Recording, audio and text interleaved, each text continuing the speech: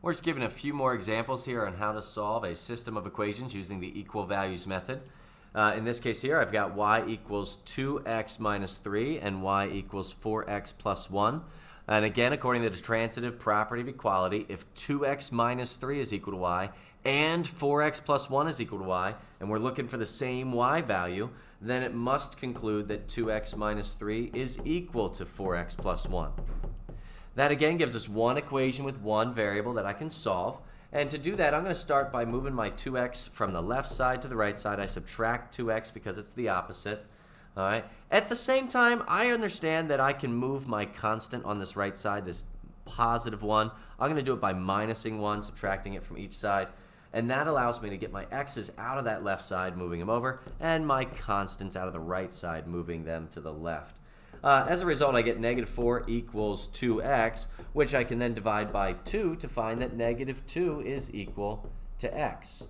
Once again, I can't stop there. I must use my first equation then to find my y value. In this case, y is equal to 2 times negative 2 minus 3, as x is negative 2. And 2 times negative 2 is negative 4 minus 3 is negative 7.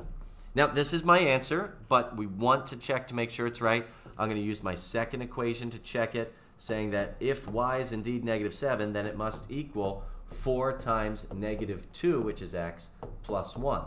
In which case, I see that negative 7 does equal negative 8 plus 1, because 4 times negative 2 is negative 8, giving me negative 7 equals negative 7.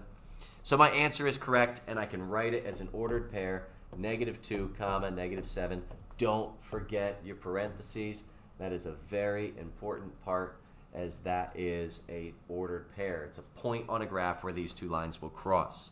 Let's take a look at another example.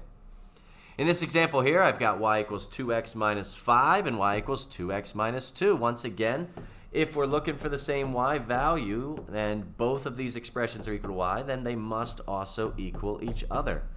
I get one equation with one variable that I can solve by drawing my line down the center. And to start off, I will get rid of the positive 2 by subtracting 2x from each side. But something unique happens here. I've got the same amount of x's on each side, which means both cancel out, giving me negative 5 equals negative 2. Well, when we've solved linear equations before and we came to this result, we asked one question to ourselves: is this true? We want to know, is that statement right there, negative 5 equals negative 2, is it true? In this case, no. Negative 5 does not equal negative 2. It will never be true.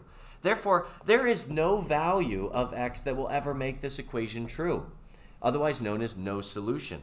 Well, what's that mean in a system of equations? You can still have no solution. If you recall, what we're trying to do is find the one point where these two lines meet. And as we know on a graph, if I were to draw these two, you can find on a graph that lines don't cross. And in this case here, we will see if I draw a line. I'm going to draw that line going up that direction there. And let's see if we can extend it down. All right, that line goes right through negative 2 there. And if I do that again, let's see if we can copy it. And I'm just going to bring that one down to negative 5. And we notice these two lines here, they will never cross each other. They are parallel. And that's all because of this 2x in each equation there. Both of the x's were the exact same, which meant they go at the same rate of change or have the same slope. So they'll never cross. So in this case, there is no solution. Let's take a look at the next one. In this one here, I see y equals 7x plus 3 and y equals 3 plus 7x. Some of you might already notice something unique, but let's go ahead and solve it anyway. Again, I can set the two expressions that are equal to y equal to each other, giving me 7x plus 3 equals 3 plus 7x. One equation with one variable that I can solve. Again, moving my x's to the left side causes me to subtract 7x, which in this case, they both drop out once again. This time, however, I get 3 equals 3. Well, that's a true statement. 3 equals 3. It always equals itself.